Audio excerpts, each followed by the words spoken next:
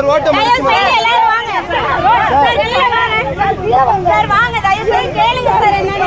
நாங்க ஆசிரியர்கள் போராட வந்திருக்கோம். நைட் நேரம் பண்றாங்க சார். வண்டி என்னன்னு கேளுங்க சார். எதனா பிரச்சனை பண்ணுமா கேளுங்க சார். அது சார் ஏன் சார் போறீங்க? நாங்க என்ன சார் பண்ணோம்? நாங்க என்ன பிரச்சனை